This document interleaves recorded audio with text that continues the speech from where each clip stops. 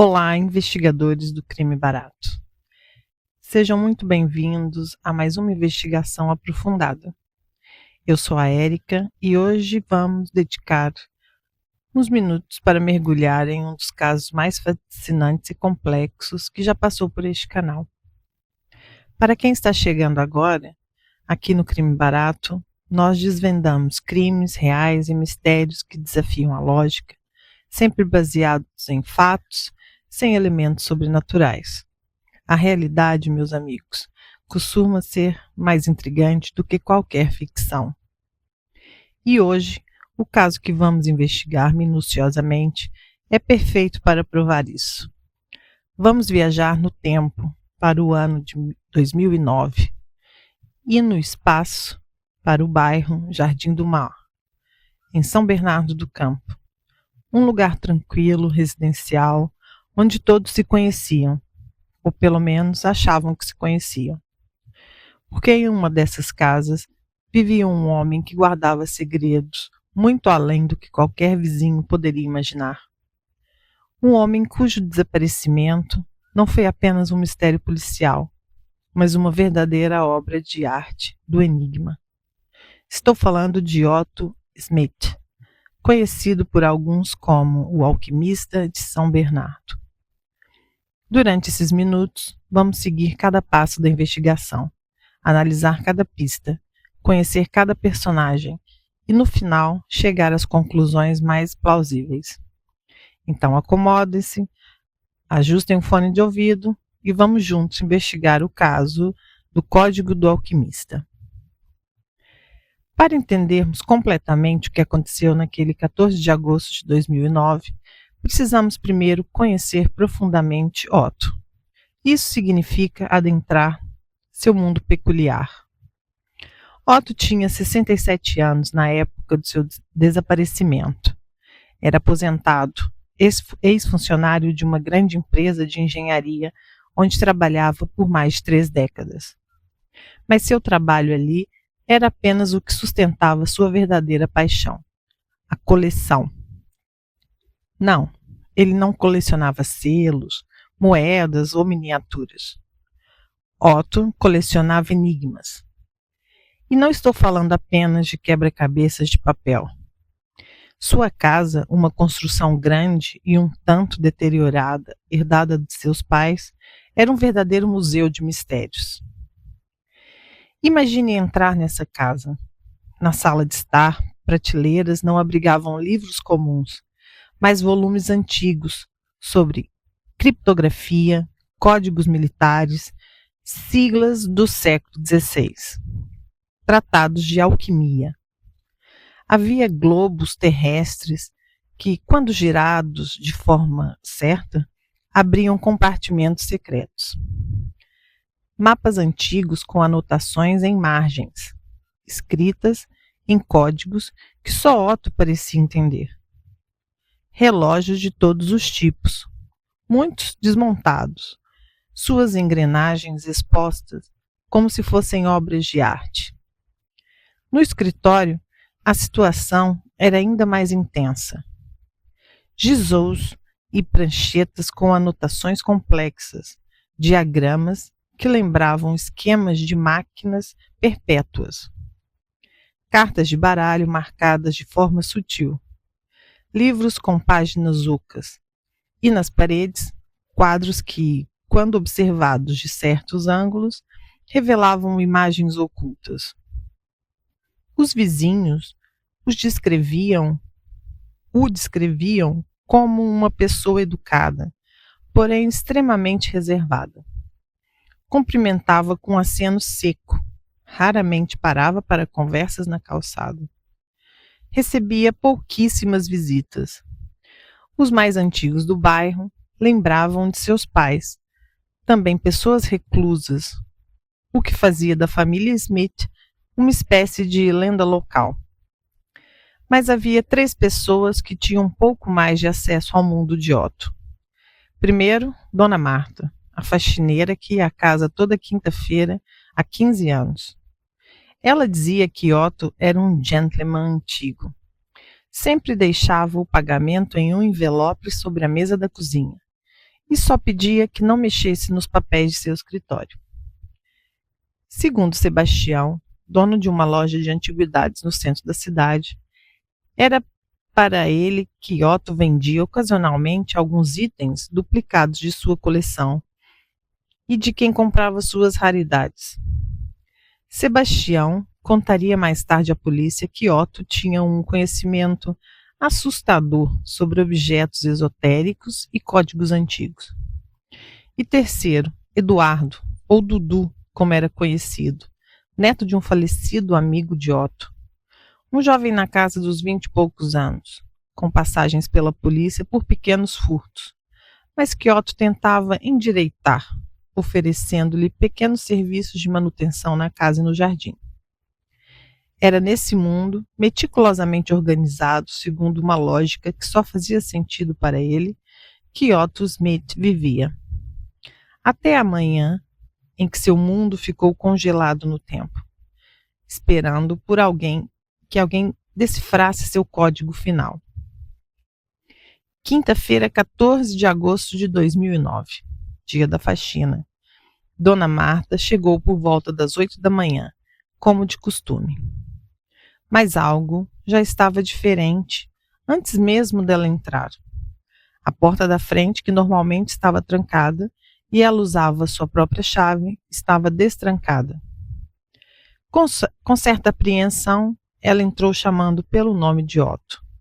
Nenhuma resposta. A casa estava em silêncio, mas não em desordem. Tudo parecia no lugar. Ela foi até a cozinha, esperando encontrar o envelope com seu pagamento. Não estava lá.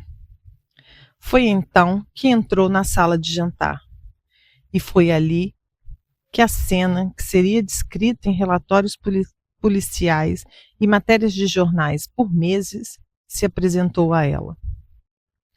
Vamos reconstruir essa cena juntos, porque cada detalhe importa. No centro da mesa de jantar de madeira maciça, uma xícara de café. Não uma xícara qualquer, mas uma daquelas xícaras de porcelana fina que Otto usava apenas quando estava sozinho, segundo Dona Marta. A xícara estava com café pela metade, e quando Dona Marta tocou nela, ainda estava morna. Não quente, mas claramente não tinha sido preparada horas antes. Ao lado da xícara, um tabuleiro de xadrez de madeira escura, com peças de ébano e marfim. Uma partida estava em andamento. Ou melhor, uma partida estava terminada. As peças brancas estavam em posição de checkmate em relação às pretas. Um mate em 3 lances, como especialistas identificariam depois. Um mate clássico, conhecido como o mate do pastor, mas com uma pequena variação. E sob o cavalo preto que havia executado o lance final do mate, havia um pequeno quadrado de papel dobrado. Dona Marta, com mãos trêmulas, abriu. Nele, desenhado com caneta tinteiro azul, estava um símbolo, um círculo com um ponto no centro, cortado ao meio por uma linha vertical. Era este o cenário: café morno, um jogo de xadrez terminado e um símbolo enigmático. De Otto, nenhum sinal. Seu casaco não estava no cabide. Seu par de óculos de leitura, que ele sempre usava, estava sobre a mesa, ao lado do tabuleiro. Seu relógio de pulso, um antigo Rolex que fora de seu pai, também estava ali.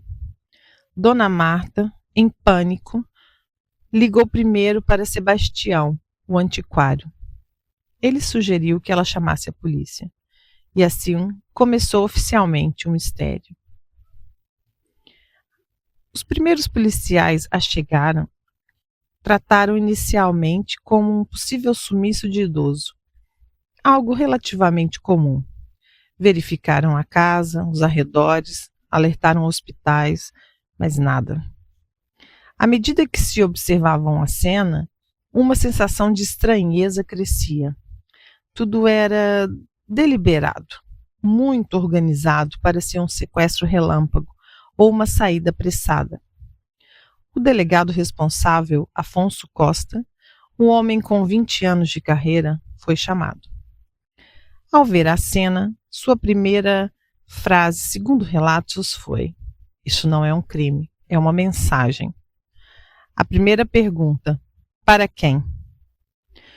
O símbolo foi fotografado e começou a ser analisado.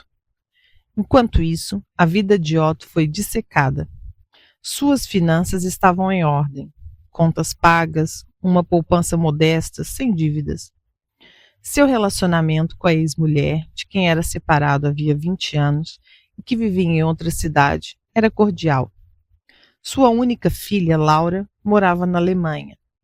Eles se falavam por telefone uma vez por mês, e ela não fazia ideia de que algo pudesse estar errado. A polícia começou a investigar os conhecidos, e foi aí que 3 nomes ganharam destaque, cada um com sua própria relação complexa com Otto. Eduardo Dudu Lopes, o neto do amigo. Na entrevista, parecia nervoso, mas atribuiu isso ao medo da polícia, devido às suas passagens anteriores. Seu álibi era que estava dormindo sozinho em seu apartamento. Ele confirmou que Otto era obcecado por códigos e que uma vez lhe mostrou um livro que tinha mensagens secretas. Professor Almirantes Costa, o colecionador rival, homem de cerca de 60 anos, profissional, dono de uma livraria especializada. Ele admitiu ter tido desentendimentos profissionais com Otto sobre a autenticidade de um livro de cifras do século XVIII. Disse à polícia: "Otto sempre foi dramático. Isso deve ser uma das suas encenações para chamar a atenção." Sebastião Nascimento, o antiquário. Este foi quem deu uma informação crucial. Semanas antes do desaparecimento, Otto estava especialmente agitado. Disse ter finalmente entendido o padrão de algo. Sebastião perguntou o que era. E Otto respondeu de forma enigmática: "O ouro nunca esteve perdido, só estava esperando o tempo certo para ser encontrado." O ouro.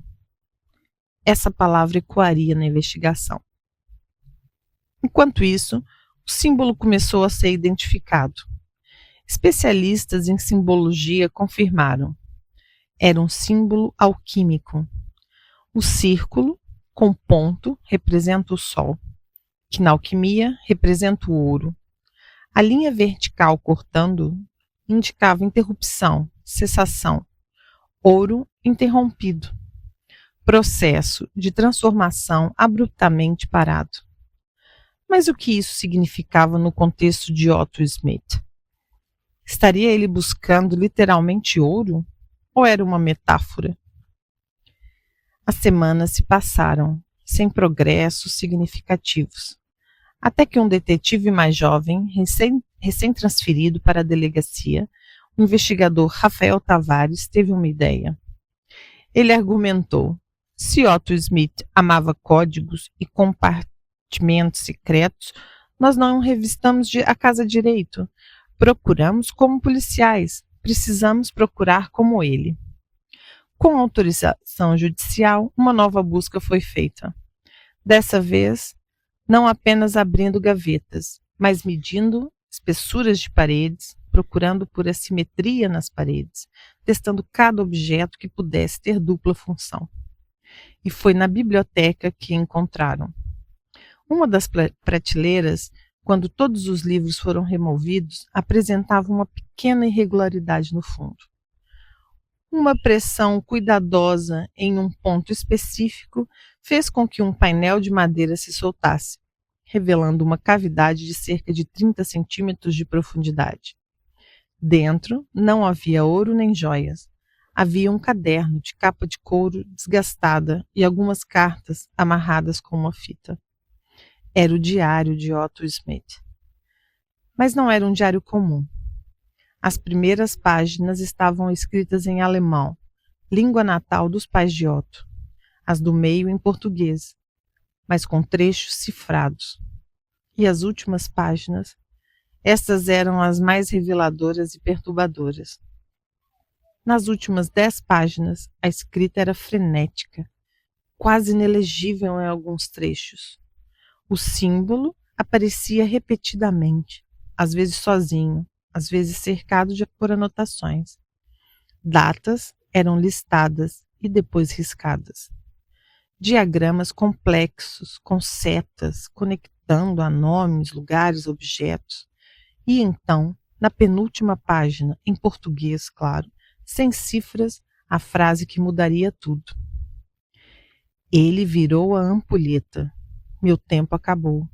O código está completo, mas a chave se perdeu. A busca é a única coisa que me fazia vivo. Agora que encontrei, nada mais me segura aqui. Abaixo dessa frase, uma última anotação. 14/8/2009, o dia do equilíbrio. A data do seu desaparecimento. A polícia contratou um tradutor e criptoanalista para analisar o diário completo.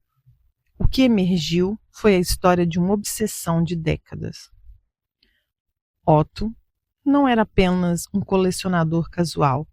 Seu avô paterno, Friedrich Schmidt, havia emigrado da Alemanha no início do século XX, trazendo consigo, segundo a lenda familiar, uma fortuna em ouro que ele teria escondido para evitar confiscos durante o período de guerras. Friedrich morreu repentinamente, supostamente sem revelar o local do tesouro, mas deixou pistas para o seu filho, o pai de Otto. Passou a vida tentando decifrar sem sucesso, e que Otto herdou, transformando-a não apenas em um passatempo, mas em uma razão de viver. O símbolo do ouro interrompido era, segundo o diário, a assinatura que Friedrich usava em documentos importantes relacionados ao tesouro. Otto acreditava que, decifrando o significado completo do símbolo, encontraria a localização. E nas semanas antes do desaparecimento, segundo anotações cifradas que foram decifradas, Otto acreditava ter finalmente compreendido. Escreveu: o padrão está claro agora. Não está no lugar, está no tempo. O símbolo não indica onde, mas quando. Com todas essas informações em mãos, a polícia e posteriormente nós aqui do Crime Barato analisamos várias possibilidades. Vamos a ela. A teoria número 1. Suicídio elaborado. A mais aceita pela polícia após o caso ser arquivado. Otto, após uma vida dedicada à busca, finalmente resolve o enigma. Mas a resolução não traz a realização que ele esperava. Pelo contrário, tira o sentido de sua existência. Ele então orquestra sua saída de cena como sua última e maior obra de arte. Uma cena enigmática para ser decifrada. O último quebra-cabeça. O café morno indicaria que saiu recentemente, e checkmate simbolizaria o fim do jogo, e o símbolo seria sua assinatura final. O corpo nunca foi encontrado, mas o local tinha áreas de mata fechada e antigas minas desativadas nas proximidades. Teoria número 2. Fuga planejada. Otto descobriu o tesouro, ou pelo menos algo significativo. Decidiu reivindicar sua vida em outro lugar, livre do peso da obsessão. A cena foi montada para que as pessoas pensassem em suicídio, enquanto ele começava sua nova vida anônima em outro lugar. Teoria número 3. Crime perfeito. Alguém, talvez um dos suspeitos, descobriu que Otto estava perto de encontrar algo valioso. Matou, montou a cena para parecer um suicídio ou desaparecimento voluntário e ficou com o que Otto descobriu. O problema com essa teoria é que nada de valor óbvio tinha sido tirada da casa e nenhum dos suspeitos mostrou posteriormente sinais de enriquecimento. Teoria número 4. Acidente ou doença. Otto pode ter tido um surto psicótico relacionado à sua obsessão ou um acidente vascular cerebral e saído desorientado, montando a cena em estado alterado de consciência. Morreu acidentalmente em algum lugar não descoberto. Após meses de investigação, o caso foi arquivado por insuficiência de provas e desaparecimento inexplicado. Mas a teoria que ganhou mais força entre os investigadores que trabalharam no caso e que nós, do Crime Barato, consideramos mais consciente, com todos os elementos, é uma combinação da teoria 1 e 2. Acreditamos que Otto planejou meticulosamente seu desaparecimento como um ato final de controle sobre sua própria narrativa. Ele pode ter descoberto algo, ou simplesmente decidido que a busca era mais importante que o encontro, e escolheu sair de cena de uma forma que fosse coerente com o que ele era, um criador de enigmas. O verdadeiro tesouro de Otto nunca foi ouro, foi o mistério em si. E seu último ato foi presentear o mundo com seu mistério final. E assim, investigadores do Crime Barato, chegamos ao fim dessa investigação desses minutos, 21 mais ou menos. O caso de Otto Smith, ele permanece oficialmente aberto, mas inativo. A sua casa foi herdada pela filha na Alemanha, que a vendeu. Os itens da coleção foram leiloados ou doados a museus. Mas o maior item de sua coleção, o mistério do seu desaparecimento, permanece como um quebra-cabeça sem solução definitiva. E aí é que eu quero ouvir vocês. Depois disso, mergulhando em todos esses detalhes, qual teoria parece mais plausível? Suicídio artístico, uma despedida elaborada, uma fuga definitiva, um começo anônimo, o crime do tesouro, alguém se antecipou a ele, ou uma teoria completamente diferente que não consideramos? Contem para mim nos comentários. As discussões que vocês criam são a parte mais rica desse canal. Se essa investigação profunda valeu a sua hora, deixe seu like. Isso alimenta o algoritmo e nos ajuda a trazer mais casos como esse. Se você conhece alguém que ama mistérios reais, bem investigados, compartilhe esse vídeo. Cada compartilhamento nos traz novos investigadores para a nossa comunidade. E falando em comunidade, amanhã teremos um caso completamente diferente, mas igualmente intrigante. Vamos para o interior do Paraná, nos anos 90, onde o desaparecimento de uma jovem professora revelou uma rede de segredos em uma pequena cidade onde todos se conheciam e todos mentiam. Não percam! Não se esqueça de ativar o sininho para receber a notificação assim que o próximo vídeo sair. Eu sou a Érica, agradeço profundamente pelo seu tempo e pela sua mente investigativa. Lembre-se, a verdade muitas vezes não é óbvia, mas com paciência e atenção aos detalhes, sempre chegamos mais perto dela. Até a próxima investigação, investigadores do Crime Barato.